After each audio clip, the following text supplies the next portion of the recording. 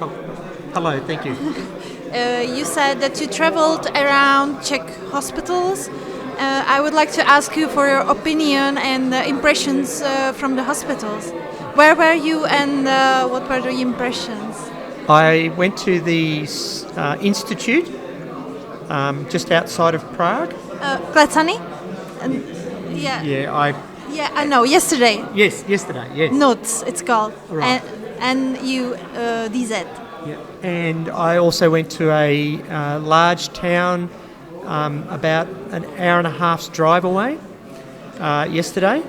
And on Monday I went to the main hospital in Prague. In Prague too. So I've seen a few facilities and seen a number of community sites. And there's a new community team near the main Prague hospital that's been commenced. And that was really exciting to see the work that they've started. I think that's excellent. I think the other community team out in the country area, they've been undertaking some really good work around housing and services, and that's really exciting to see the work that they're undertaking. I think in terms of hospitals, I think like all around the world, there are variations in hospitals in that you've got the brand new institute has very modern, up-to-date facilities that is just wonderful. There are the older facilities that I know staff are trying to look at how they can make them better and be more appropriate for the care of people and make changes.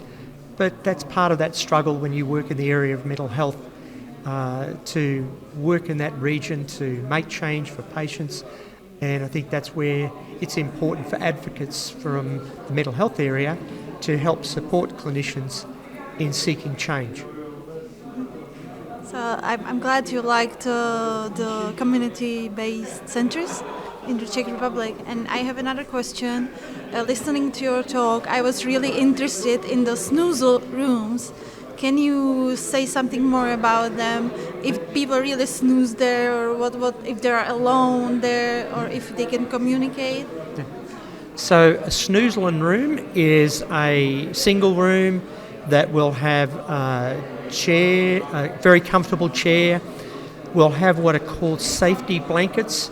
They're weighted, so people can put them over them if they want to feel comfortable.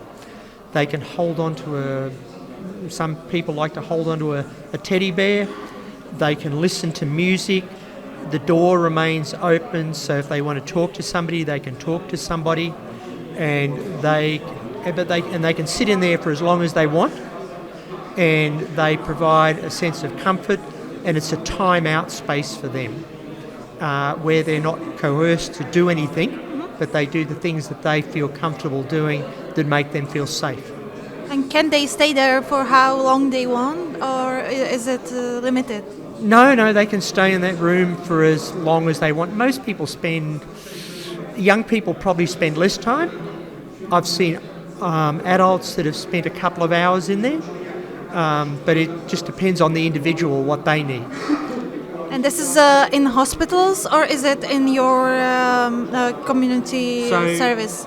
So we have them in the hospitals, but there are some parts of our service, particularly for adolescents, that are trying to develop a similar thing in the community. I think it's a really good idea, and I would really appreciate it when I was in hospital. Yeah. Our emergency department, they've actually looked at it, and they've wondered whether they might introduce it for disturbed patients that come in with other problems, to have a snoozeland room for them too. Whose idea was it? Do you know? I don't know. It's really been written good about for a while, but I can't remember who first described it. It doesn't matter. And another thing I wanted to ask was if there's a different program besides therapeutical program in the hospitals. Like here we have some artistic activities, various artistic activities the patients can do. So within our hospitals we have people who do art, We have people who do exercise programs. We do music therapy. There are people who do writing. So there's a whole range of things that people can do. I'd like them to be able to do more, but but there are some limitations on it. Yeah, I think it depends whether the hospital is big. So if it's bigger, then there are more of such services, and if it's smaller, then there are more limited, isn't it? Well, even in our small hospital, which is 23 beds, we do exercise, basketball. The difference, I think one of the big differences you would notice is most of our patients, on the average, only spend about 12 to 14 days in hospital. So they're only in there for a short time. The average person with schizophrenia, for example, is in hospital about 19 to 20 days. So they're not very long. They go back out and live in the community. Which is a huge difference to what is here, because here the majority of patients spend 2 months in hospital. So in the one of the things we've introduced in our wards is it's called the recovery tree. I know that. Yep. So we've got that, and people leave messages of hope and those things. So they're putting those things in place. That's wonderful. Yep. And something that's connected with this are peer workers. Yes. And our republic is planning to introduce them to psychiatric hospitals.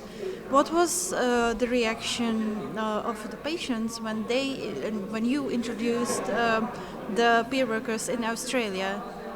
So our peer workers are very excited to be doing the job that they're doing, and in a couple of parts of our service, they're the main treatment group, and our clinicians actually visit the site and participate at the site, but the peer support workers provide a lot of the treatment, and at night time they're the only people on duty.